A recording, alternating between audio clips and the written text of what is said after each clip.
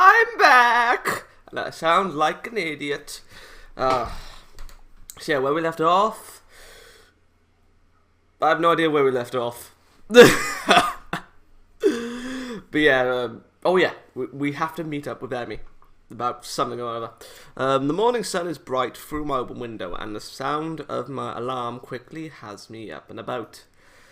I slept surprisingly well last night, secure in the knowledge that at least I've got another chance with Emi. Fabulous. Not really. I hate her. I'm sorry. Hate is strong. I don't like her. If I can just keep myself from doing anything stupid, maybe I'll find out what's been eating her recently. I have a few educated guesses, but nothing concrete, and certainly nothing that I'm going to say to her. I'd much prefer to have her tell me herself. Yes, why not? It's not like thinking isn't fun. God, why am I doing that accent? Although I can't help remembering the nurse's warning that I might not like what she has to say. Do I really need to know that badly? Well, you're the one that's been wanting this closeness and blah blah blah, but well, the closeness beyond your friends with benefits. Yeah. If it's something awful that makes me repulsed by... What if it's something awful that makes me repulsed by her? Can I really say that I'm prepared to handle whatever she has to say, regardless of what it is? Well, if you're thinking that, you don't really love her, do you? You prick. Emi said she wanted to tell me without screwing it up. What the hell did she mean by that? What's there to screw up? Your friends with benefits agreement. That's what she's afraid to screw up. I suppose there's not much use worrying about it, though. I'll find out today. It occurs to me that I really need to run this morning to clear my head, if nothing else. I thought there was music then, that's why I went silent and delayed my reaction. Emi is waiting for me as promised, looking a little haggard but otherwise bright and cheerful, much more so than any previous day this week. It's out. It's out. You're late. I waved my hand dismissively. I wanted to be late, woman. Nonsense. You're just early. Emi grins back, and it feels like we're finally back where we should be with one another. Friends with benefits. Except now Emi, not just me, wants to take another step forward. Although a part of me worries that she'll back out at the last second. Oh! Hurry up and stretch yourself. I don't want to miss the bus. The bus? I said I wanted you to come back to my house, remember? And I promised Mum we'd be there in time for lunch, so I wanted to hurry. Early starter. It's more for my mum's benefit than anything else. Ah, well, that's okay. I unsuccessfully tried to guess what Emi has planned, shortly before realising that it doesn't matter that much to me. That face. I quickly go through my warm-up routine while Emi bounces impatiently from one foot to the other. She really does seem to want to get moving as soon as possible. Skip the running. Oh, you bath plugs. The run is over so quickly I can barely believe that I haven't fallen over dead afterwards. Emi set a blistering pace, and I, in my foolishness, kept up with her. Twit. If you die now. Well, until the last few laps. I have to slow down just in case, but I don't mind, and Emi's waiting patiently for me when I finish. As patiently as she can wait anyway. Finished? Good. Come on. Impatient swine. Grabbing my arm, she practically rushes me down to the nurse's office. She's going to kill us. Oh God. You seem to be in a hurry, Emi. I can never forget his name. Trying to catch the early bus. Oh, so he knows. Well, look. He knows? How does he know? Yeah, I told Mum I'd be back for lunch. Maybe they are that close. Well, closer than what he's making on, obviously. Well, he goes to their house to dinner, so that, yeah, never mind. Well, I'll take care of you first then. But the Sal's gotta come with me too. The nurse raises a single eyebrow at the statement and peers at the two of us searchingly. Really? Today, huh? Emi's response is a nod, followed by a surprisingly shy grin. Well then, we'll make this quick. Oh god, I hope to god the window's closed. Screw it! Screw it! Emi enters the nurse's office and I patiently wait outside for her to be finished, wondering just why the nurse seemed to be surprised by Emi's declaration. I feel like I'm missing out on some joke or the significance of today, beyond the fact that it's clearly significant in some way, or of course. Phone, I know it's Facebook, it's probably so. Please. Ah, right. Why did I suddenly get a notification for that? True to his word, the nurse has Emi out of his office surprisingly quickly, and I take her place after promising to meet up at the front gate. The nurse takes my pulse and listens for a bit. Your heart beats faster than usual. Been pushing yourself again, have you? Well, Emi seemed in a rush to get through the run, so... I'm not surprised. Today is rather important to her, you know. I suspected that could be the case, but I have no idea why that's the case. Of course you don't! This is the entire reason why we're going! She hasn't told you. Interesting. So you're not going to tell me either then? Obviously. No, I'm not. I suspect that Emi has her own plan for explaining today to you, and I don't want to mess with that. You'll find out soon enough, so what's the rush? He's impatient. Now as for your heart, I would take it easy the rest of the day. No spontaneous races or anything like that. Got it? Got it. She won't have her running legs on anyway, right? No, but if you think something like that is going to stop her. True, good point. I don't think it'll be much of an issue today of all days, but still. If he's trying to reassure me, he's doing a terrible job. I'm quickly becoming more and more worried about what today could be for. Like suddenly finding out Emi's in a cult or something. Why would... oh, God herself. At the same time, as today is such a big deal and Emi wants me to be with her for it, then maybe she really does want to grow closer to me. Okay, maybe this will be the answer to all the riddles, to the sleepless nights and the sudden mood swings. It's on a period. I'm sorry. I'm sorry! I'm going to hell! Either way, I barely remember to thank the nurse before taking off as quickly as I dare for my room. Dart? Is that supposed to be dart? I don't know. Dare for my room? To get a shower and throw on some decent looking clothes. If today is important, as it seems to be, I should dress appropriately. Emi, of course, proves me wrong as soon as I reach the front gate, wearing her usual t-shirt and shorts. So at least I know it's not a terribly formal affair, whatever it is. You're early, Sal. Not as early as you. Eager, are we? Emi cheekily pokes her tongue out her tongue. The bus stop isn't very crowded at this hour, which seems to please Emi, and we end up relaxing a little as we wait. We sit in silence for a while, but I can tell that Emi's trying to work herself up to say something. I don't have anything to say myself, so I sit waiting for her to talk. It doesn't take too long. So, I'm sure you're curious as to why the nurse thought it was so weird for me to be bringing you along today. I was a bit, yes. But if you're not ready to tell me... Emi stops my sentence by placing a finger on my lips. Don't tempt me, Sal. I want to tell you this, but I'm just uncertain as to how to go about it. I don't want to keep delaying or deferring. I just want to be able to say it.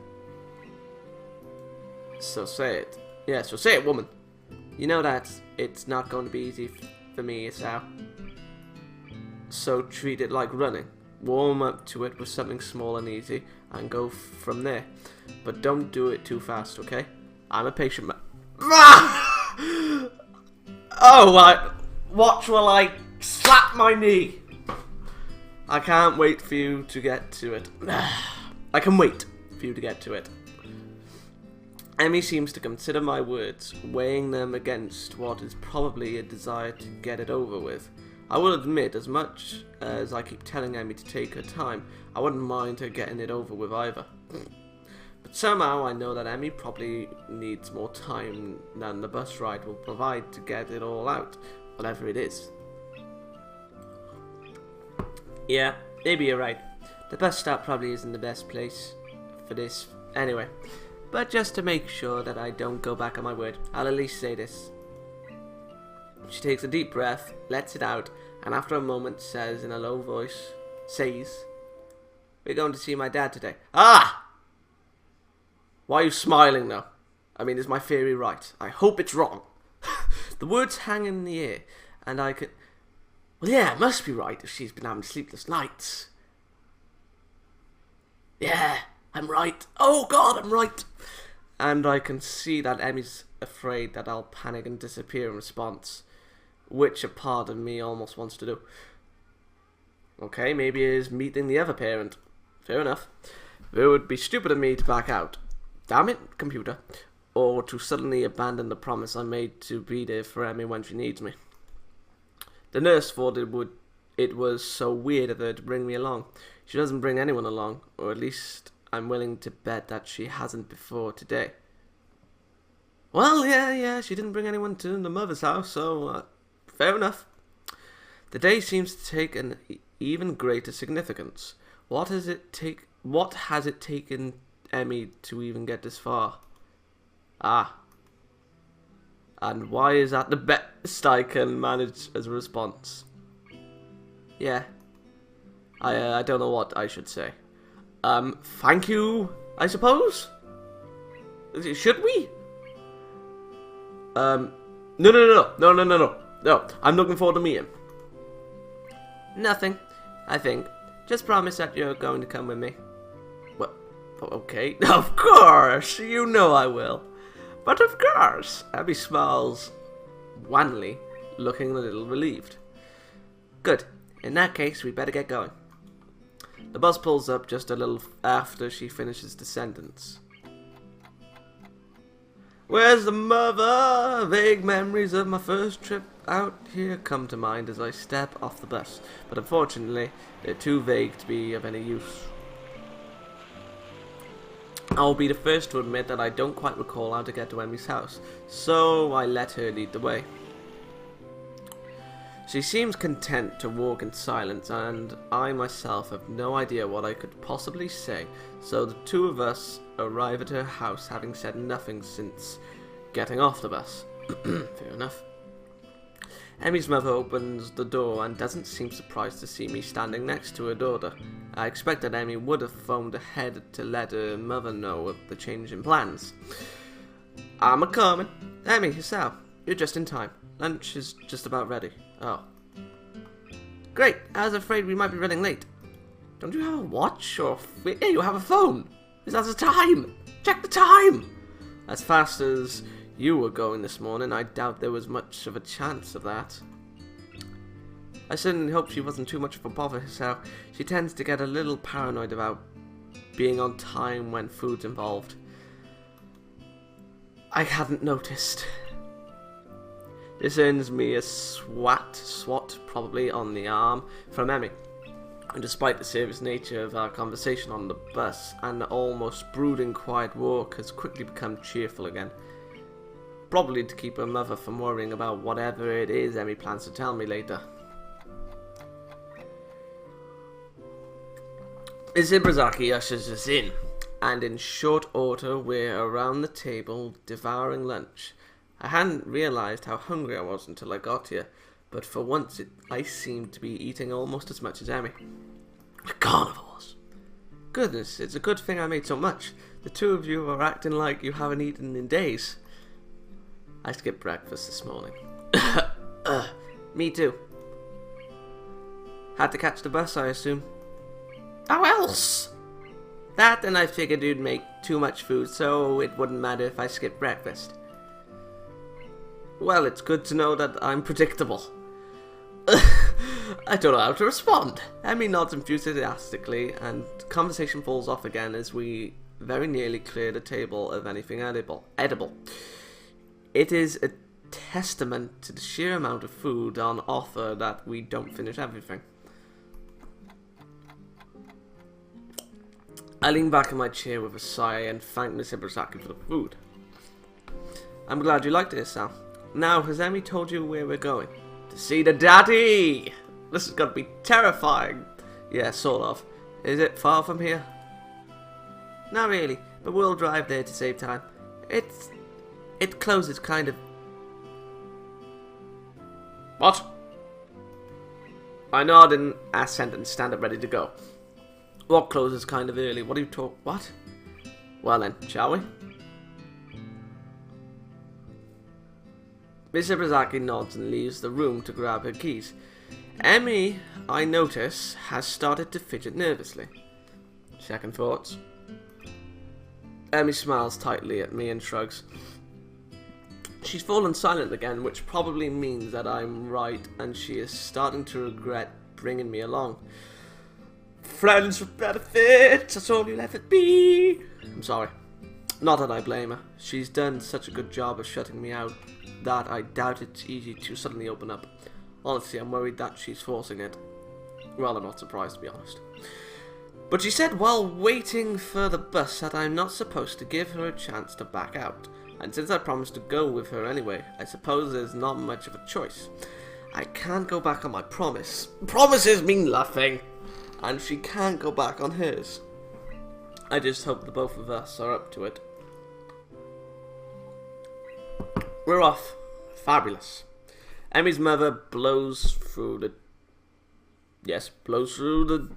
dining room, collects the two of us and heads out the door at a brisk pace. Now I know where her daughter gets it from. Forwards from the father. Oh. Okay.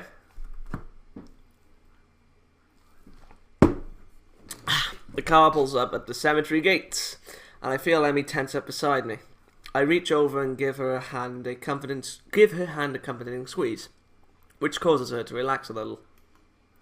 Emi's mother doesn't follow us, explaining that she prefers to visit the grave alone. Emi steps through the gates and looks back, as if to make sure I'm still there. We step into the cemetery. I don't feel comfortable in cemeteries. Neither do I, buddy. Gravestones litter the ground, each one serving as a reminder that someone used to be alive and is no longer. How many died young? How many were as old as I am now? When do I wind up with a marker of my own? Oh God, I don't think I was exaggerating when I said Emi is a representation of death. How much longer do I have left? The concept of not waking up, not seeing Emi anymore, is not a happy one. It frightens me, and I very nearly turn around and exit right then and there. I don't want to go among the dead people. I don't want to see their stones and think about who they were or what they could have been if they'd only had more time. Then I look at the girl next to me, and my resolve returns. Emi's striding purposefully down the path, eyes clear, setting a pace that's very nearly a jog. The sooner we get there, I suspect she thinks, the better. We're here.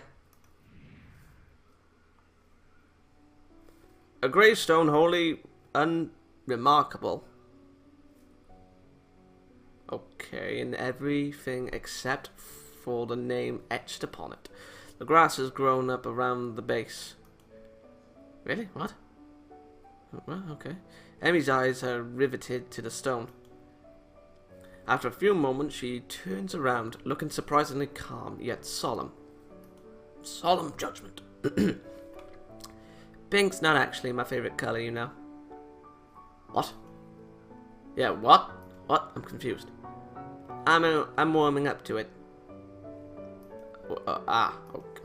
Pink? People tend to think that pink's my favorite color. I think it's because I like strawberries. Aren't they red?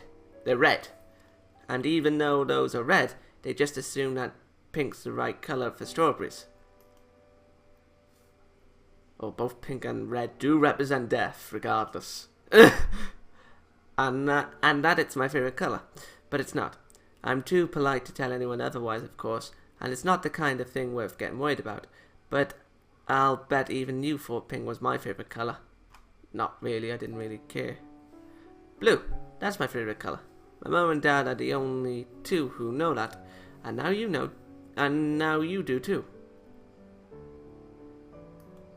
Thanks for telling me. Yeah, I mean, I suppose that you're in like a circle now? I mean, obviously with the grave part as well, but you're welcome. A colour? Okay. There's a pause as she considers what to say next, drawing a quick breath. I can't carry a tune to save my life. I can hum, but actually singing a song is something I've never been able to do. I don't mind, because I'm not a fan of karaoke anyway. Well, that's one potential idea out the window. Data. Why did I say data? People all think that I'm a really popular and friendly person, but I only have a few close friends. Probably because I keep everyone in the dark. But I think it's also because I hate the idea of losing a close friend. There aren't many people worth the risk. Oh dear God. I'm terrible at saying goodbye. I sometimes think that I only run because it's what I used to do with my father. You do it for escapism. You're not my first boyfriend. I dated a guy for a long while during my second year at Yamaku, but in the end we broke up because I didn't want to get closer to him. But I assumed you did the business. He couldn't live with that distance between us. Poor lad. Her rate of speaking increases slightly as if she's rushing towards the finish line. I'm actually 1 year older than you. Everybody thinks I'm younger because I'm short. Wait, what? You're 19? I thought you were 17. Okay. But I had to skip 1 year of school because of my accident. Ah, fair enough.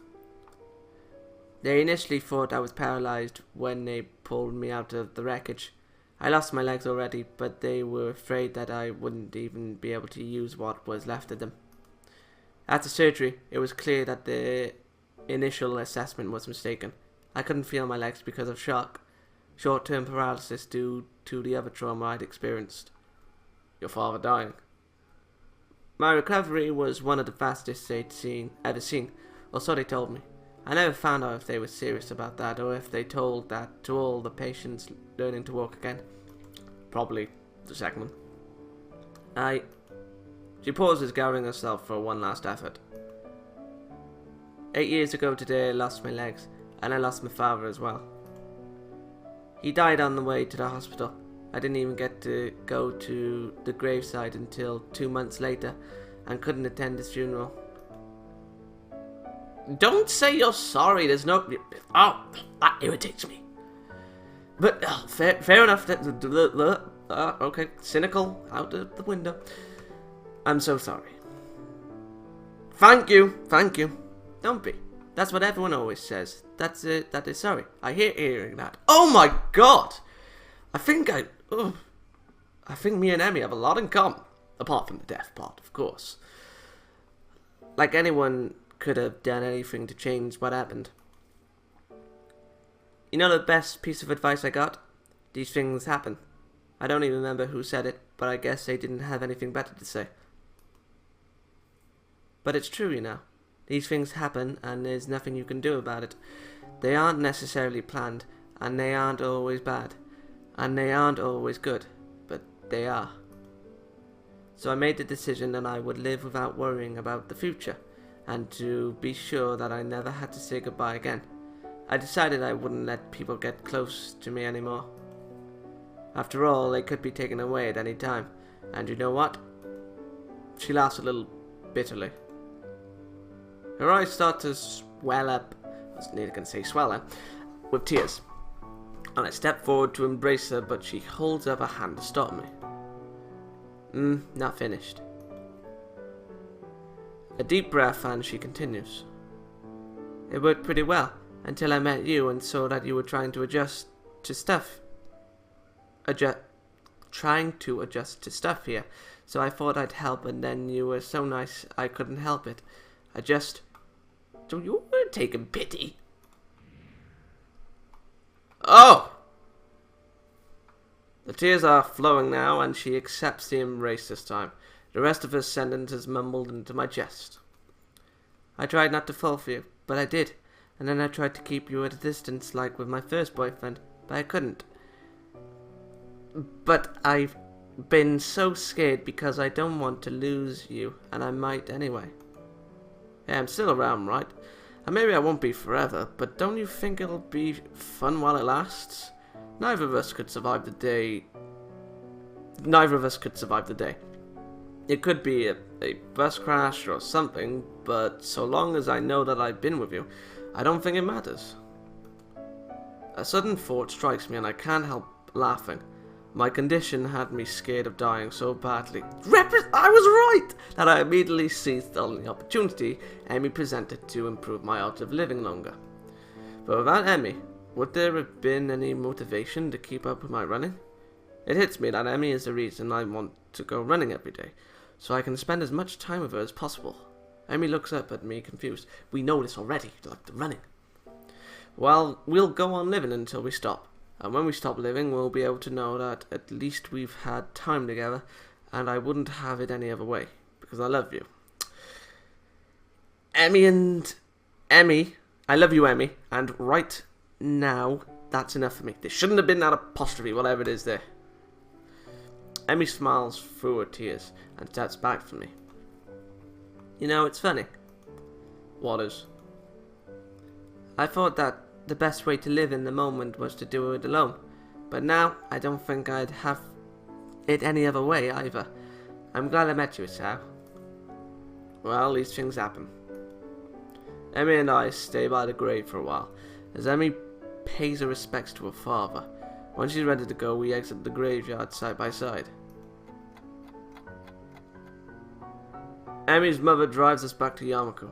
The trip back is very quiet. Not surprised. We wave goodbye as the car drives off, and I glance down at the girl leaning on my arm. How are you feeling? Emi shrugs, I don't know. I'll be fine. Come on, let's go. We pause outside the girls' dorm, and I turn to face Emi, ready to say goodbye. Okay. I've got to censor more, haven't I? Well, then again, I'm just taking out the bloody image and then putting a picture over it. Why didn't you come up for a while? Okay. The walk up to her room is in silence.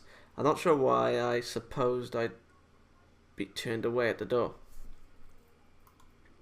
I guess I just assumed she wanted to be alone.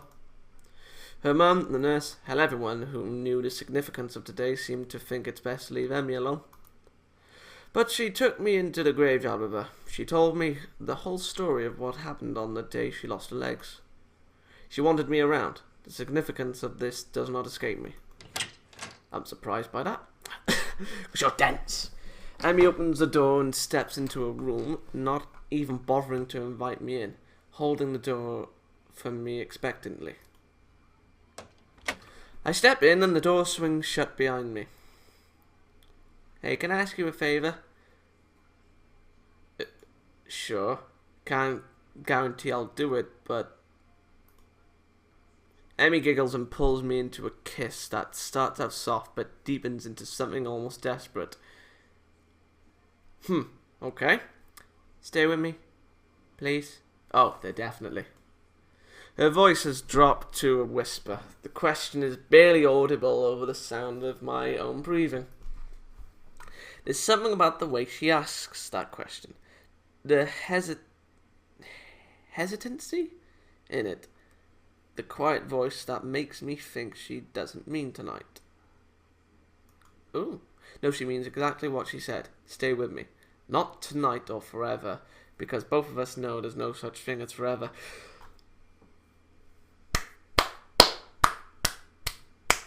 Yes! Oh! You have my respect. My respect for you has deepened, Emi.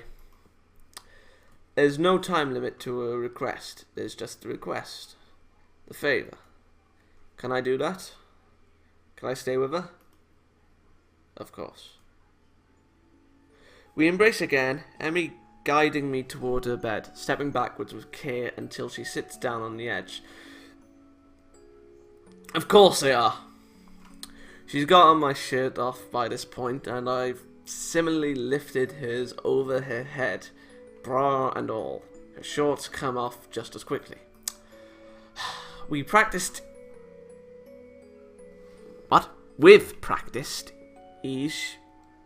Yes, ease. She removes her legs and pulls me onto the side of the bed, with my hand coming around her smooth shoulder.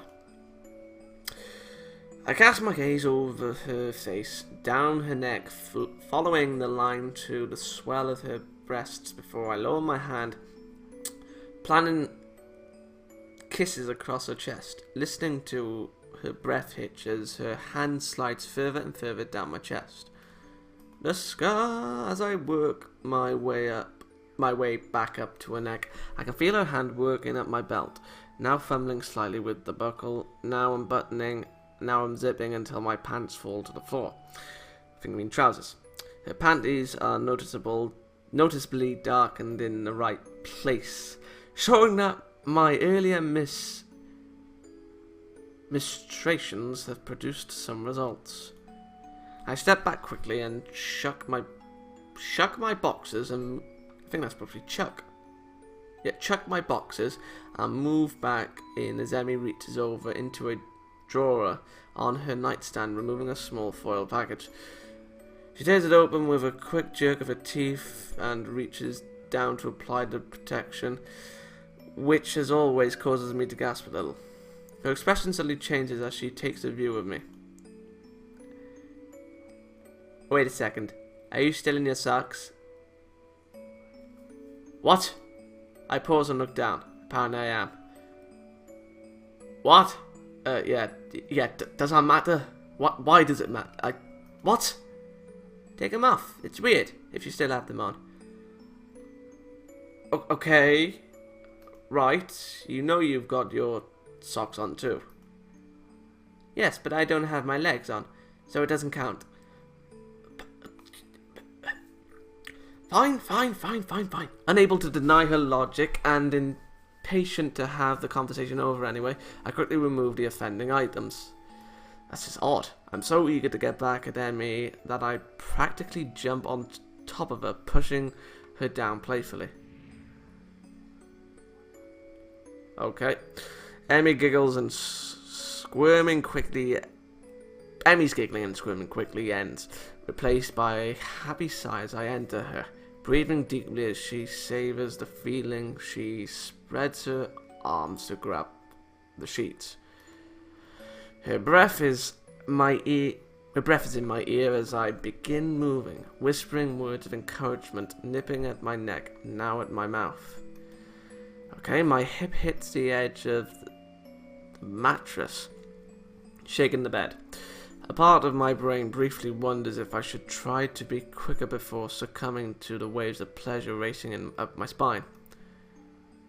Emi's stomach tenses as she grows closer to the edge, and as our bodies both begin to glisten with sweat, time begins to become hazy. The sounds of my own breathing mingles with Emi's pants, and I ready myself for a final surge before surrendering to the rising waves of climax. Emi's body shudders and she cries out, her fingers digging into my back as I too lose control of myself. My back arches as I let myself go, feeling my body spasm as I orgasm. That's oddly rhymed. I collapse next to Emi, who almost immediately curls against me, smiling. Mentally, I feel grateful and Emi keeps her nails short, otherwise I think she might have drawn blood. Lovely. I sit up briefly to dispose of the now used condom, and lay back down next to Emi, who's in turn taking care of clearing herself off. For a while we lay in silence, savouring the feeling of being next to one another. Emi is the first to speak. Hey, Sal. Thanks for coming with me today. I smile and plant a kiss on her head. Of course, my pleasure. Emi snuggles closer and I can feel her breathing begin to slacken as she begins to drift off to sleep. Just as she's about to fall asleep, she wakes up enough to mutter a single sentence. I love you, Sal. Oh, God, it's sickening. The sanely love you part. God. Then she's out like a light, leaving me feeling like I'm on top of the world. I draw the slumbering Emi as close as possible, pull the covers over us to keep the chill off, and fall asleep as happy as I've ever been. Huh. I think that was pity sex. I'm sorry. I'm just going to keep going because I'm assuming that this is the ending. The morning light seems to reach further into Emi's room than it does into mine. Please be dressed. This results in my waking up earlier than I would have if I had gone back to my room last night, as had previously been our routine. I did not realise it until this morning, but this is the first time we've actually spent the night together. A small movement from my partner's still slumbering form causes me to look to the side. Hair splayed across her face, Emi continued to sleep peacefully, curled up next to me. It's slightly weird seeing her without her trademark twin tails, but it's also a look I could get used to. The small size of the beds here, yes, necessitates her curling up, but I'm pretty sure she would have done so anyway. The covers are nearly over her head. Jesus! I'm sorry. And I smile as an errant strand of hair causes her nose to twitch slightly. Unable to help myself, I draw her a little closer, a move which seems to think is a good idea. Her steady breathing raises a trail of goosebumps on my chest, but I don't mind. I'm no longer tired, but I do not feel a need to move from my current position. Emi's warm body in response against mine is far too comfortable to move. I gaze up at the ceiling and consider how it is that we got to this point. We've been close for a while, but not this close.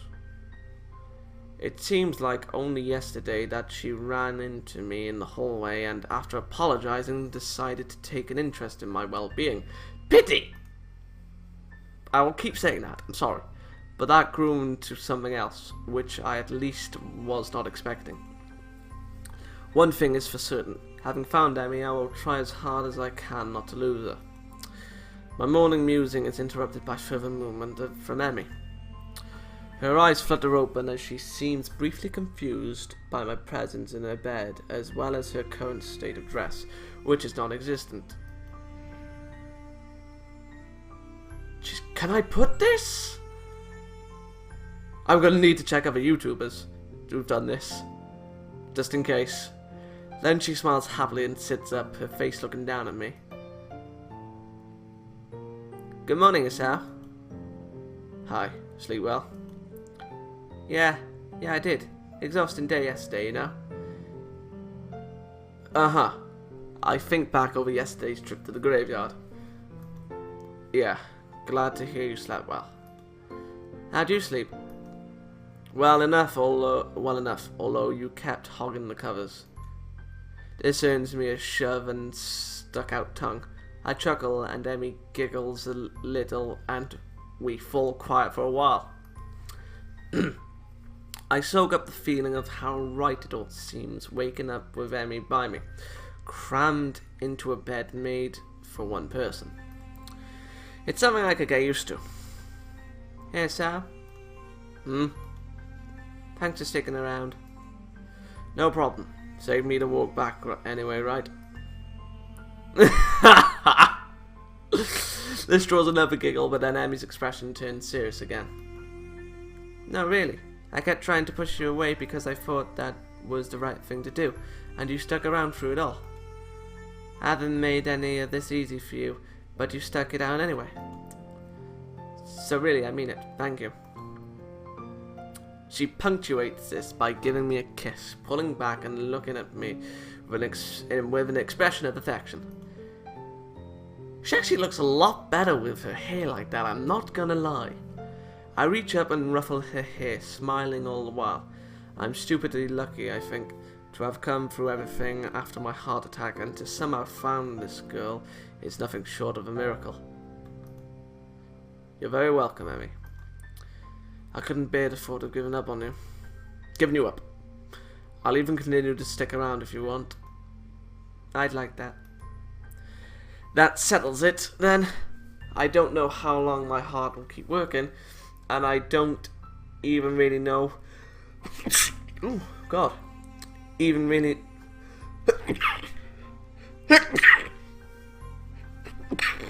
Jesus Christ. And I don't even really know what I'll do after this year is over, apart from going to university. As long as Emi's around, I think I'll be okay. I managed to help her, and she's managed to help me. If we keep doing that, we'll be okay, I think. So, she's gonna say, wanna go again, aren't you? What do you want to do today?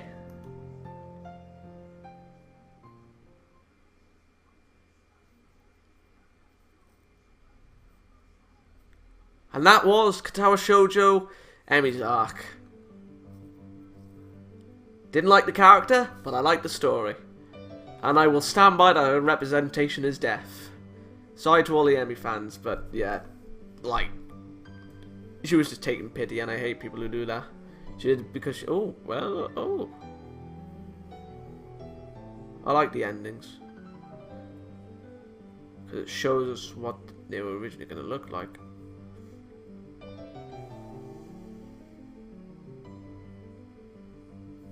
They should really do a number 2. I mean, I heard that it got cancelled, but really it's missed opportunity. It really is.